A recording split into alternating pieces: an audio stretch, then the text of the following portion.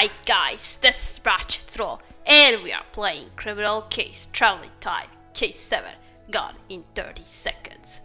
Let's unlock Chapter 2. Katria, here we are, stuck in the 60s in New York City, all because of that mysterious saboteur. At least Amy has a protocol to contact Chief Scott at time in 2029 so that they can come rescue us. She let us leave the time machine to stretch our legs. But when we arrived at Grand Central Station, we found another murder, Katrina. The victim was Billy Snapshot, an aspiring artist inside Levko's famous workshop. Snapshot was stabbed and bled out in 30 seconds. That he did, Katrina, and I was going through the victim's clothes again before bagging them. And I found proof that Billy Snapshot had a safe deposit box at Grand Manhattan Bank, number 1034. There's a paper stating that he was there today. Good boy, Katrina. Money is one of the top 3 motives for murder. Let's go to that bank. Yeah, follow the money trail. Who could benefit from our victim's death? Excuse me, ma'am. We are investigating the murder of one of your clients, Billy Snapshot. Goodness gracious! A murder? The victim was here earlier today and we need access to his safe deposit box, number 1034. Certainly, officers. Please, follow me to the vault. Okay. Yeah, that's you trying to stop the bleeding, but you didn't manage to stop it and you were dead in 30 seconds. Okay, we're gonna search the vault. I thought there was going to be a bank robbing. But we are just searching the vault ourselves so we can just find victims. Deposit box.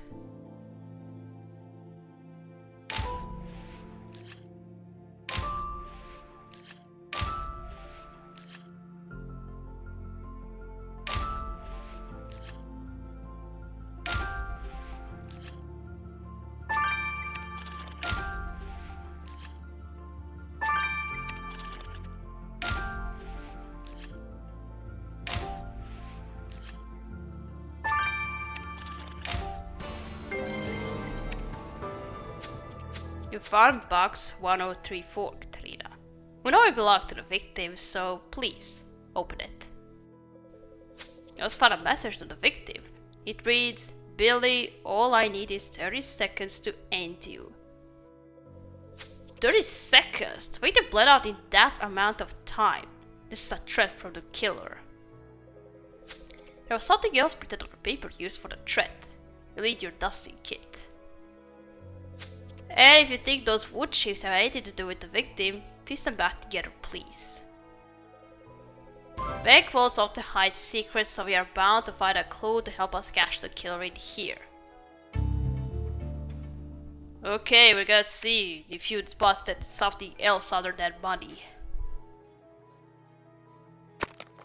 Okay, let's first dust this.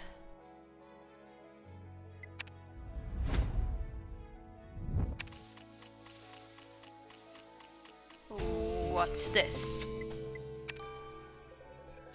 So, Katrina, what does the rest of the information on that paper mean? In addition to the thread, there's a serial number of some kind, and the timbrello. What's that? Orlando will be able to tell us what this paper is, I'm sure. Okay. I don't know what it is. Okay, that's gonna take you 12 hours to look up. Okay, let's unlock the deposit box. Let's see. Well, let's first unlock it before seeing what you have deposited under that money.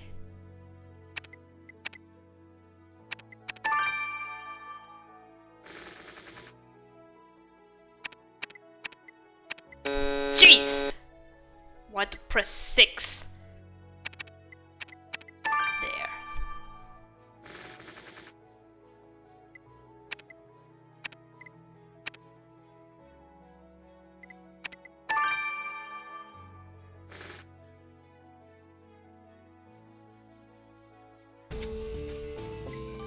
Okay, what's in there? Is that a password in the victim's safe deposit box, Katarina? Wait, why is it on Russian? Soviet. Wait, but that's a Soviet password with a photo of Billy's snapshot. I can't read the name written on the passport. Good call, Katrina. Let's take this Soviet passport to Amy and ask her what we should do. Okay, so what? He was a Russian. Well, from USSR back then. Amy, we found this Soviet passport in the victim's safe deposit box. It's here with a passport photo.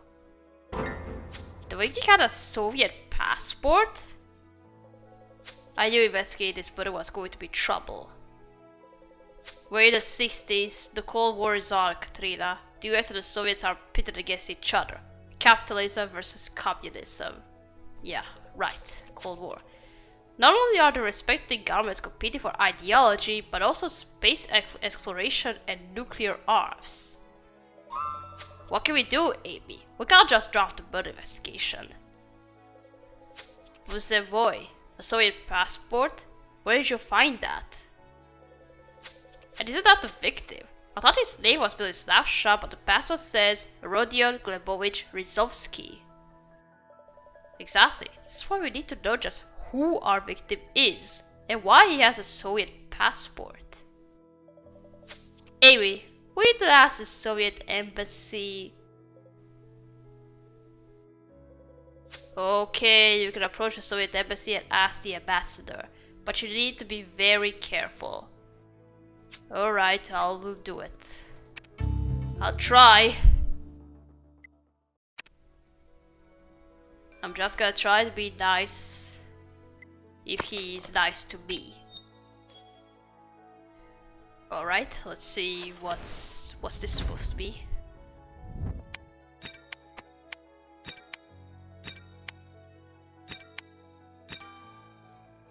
Billy's drink free. What? Those wooden chips were a drink token. It could have been the victims. It reads Billy's drink free. But where, Katarina? Oh, the place side of the token says the Woodgate Inn. We better see if the lady stamped on the token knows the victim. Alright. Lady. But he looks like a man dressed like a lady.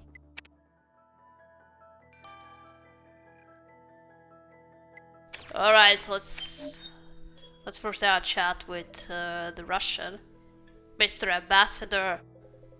Comrade Lev Romanov. 102 of New York's finest wanted at the Soviet embassy. We are investigating the murder of a certain Billy Snapshot, or rather, Rodion Rizovsky. This Rodion Rizovsky, I've never seen him in my life. But his having a Soviet passport is suspicious. Either way, I assure you, we will look into it. Good day. Yeah, we got nothing out from him. We just spoke with the Soviet ambassador in the middle of the Cold War. I hope we didn't create a major time ripple. But I can't leave this murder unsolved. We must forge on. Yeah, sorry guys, I tried a bit of a Russian accent. But then it turned into an Italian accent. But alright, let's have a chat with this man, lady. Let's talk. Hello, officers. How can Woodgate Inn help you today? We found a Billy's drink free token for your bar. We need any information about a Billy who had one of these tokens. He was murdered today. You'll have to be more specific. I know a lot of Billys. I can't keep them all straight. I can't keep 80 straight. Billy Snapshot was his name. Oh, that Billy! Somebody killed him? That's horrible. He was here on Billy night, alright? Sweet guy, but I can't quite remember his face. I keep this place dark for a reason. But the lack of light has its disadvantages. I can't find all the cigarettes I rolled earlier or my Ruby Rose lipstick. Well, it's best if you don't keep us in the dark. We may be back with more questions. I don't like this woman. Bad. I think he's a bad. Let's check out this threat. What is Timbrello? New York City. It's where I got my start, Katrina. Sounds like there's a story there. There is, but today is not the day to tell it. You need information. That was quite a specific threat to the victim of the paper you sent me. Which, by the way, was a ticket for a Broadway musical called Starshine, playing at the Timbrello Theater in 1969. Musicals aren't my forte. Oh, come on, Jack, you heard of Starshine. Every song was a hit. The costumes influenced fashion for years. No, I don't know it. Must have been before my time, so to speak. Well, the killer was front row center for Starshine and they wrote the threat to the victim on their ticket. So the killer had a taste for the musical Starshine and for following through on threats. Speaking of stars, Katrina, we should go back to the workshop and do another sweep for clues. Okay.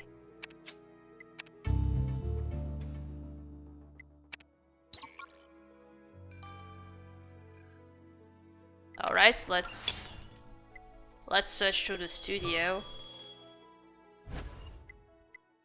This workshop is actually a film studio.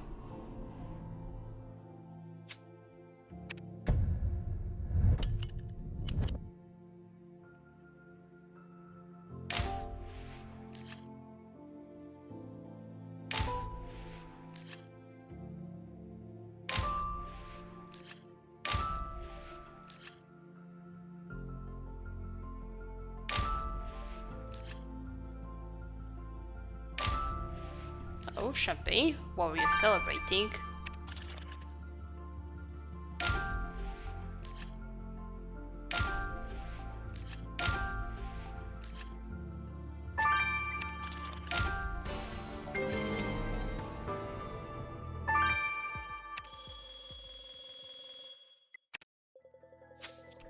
The bottle of champagne seems to be a gift thanking the victim for an invitation. We must discover what else is written on that tag. And if you think something important is hiding in that crate of artsy stuff, rummage through it, Katrina. We need more leads. Okay.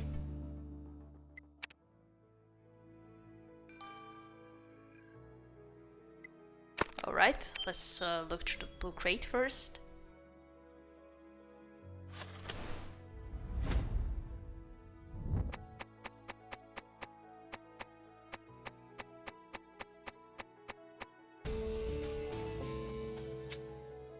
Oh, those are the dolls and they are tied together.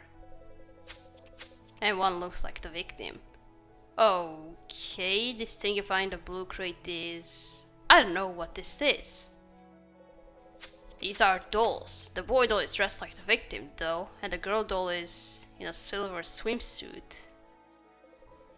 I hope Orlando can look at these dolls and glean meaning from the attire. Yeah, why are they tied together?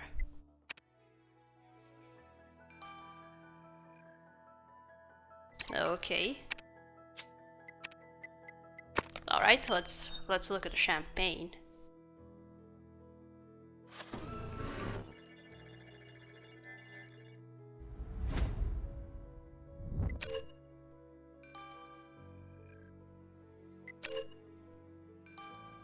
B. Johnson. The gift tag for the champagne was signed by B. Johnson. Could that be Bucky Johnson, the news agent? He gave the victim champagne?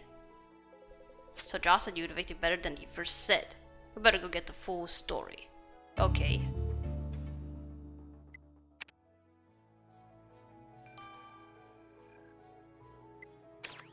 Alright, let's talk to Bucky again.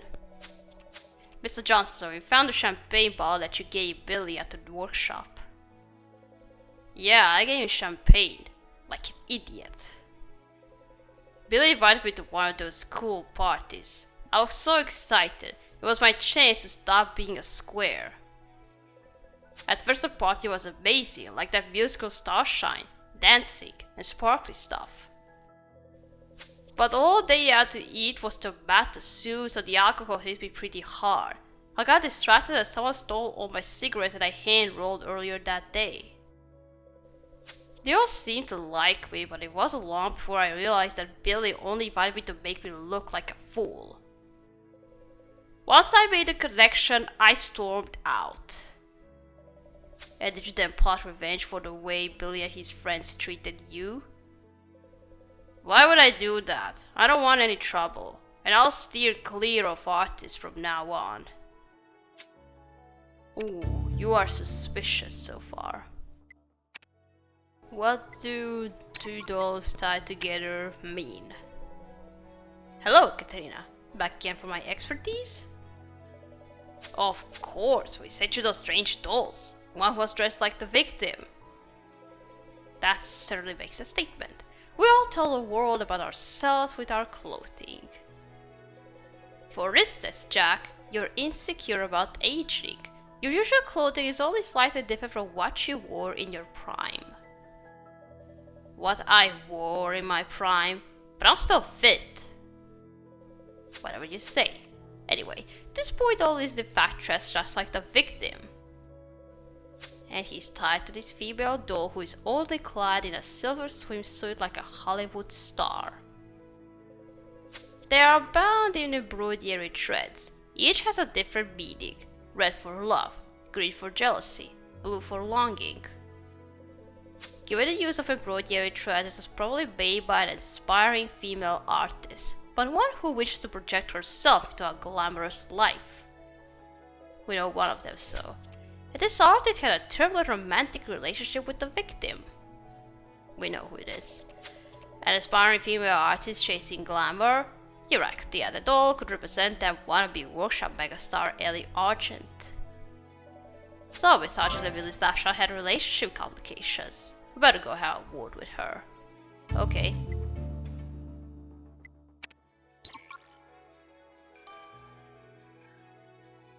Let's go have a chat with Miss Argent. Miss Argent, you told us that you and Billy were shooting a film together, but you didn't mention your romantic relationship. Billy and I weren't together that way, even though I wanted to be. You know how they say the way to a man's heart is through his stomach? Well, I gave him my tomato soup. He didn't dig that. When I made my intentions clearer, he rejected me. I still can't believe it. I must have rolled and smoked a million cigarettes that night, trying to figure out how he could like me. Well, I hope you didn't consider murder as a way to end your torment, Miss Argent. Not to worry, officers, I pour my pain into art. Alright. Well, Katrina, this investigation is confusing. We'll learn that the victim played a prank with that news agent Bucky Johnson. And that he rejected the advances of aspiring artist Ellie Argent. But more importantly, the victim may not be who we thought he was. We discovered his Soviet passport with the name Rodion Rizovsky. But the Soviet ambassador Lev Romanov claims never to have heard of him. Hopefully we haven't stumbled into some Cold War conspiracy.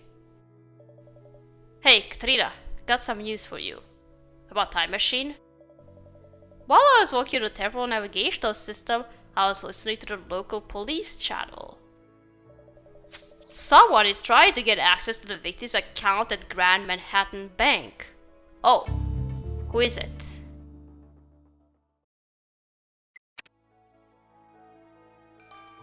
Okay, we'll see about that later. We gotta start here, we gotta continue playing chapter 3. So, thank you for watching. Look if you like this video, I'll see you again. Goodbye!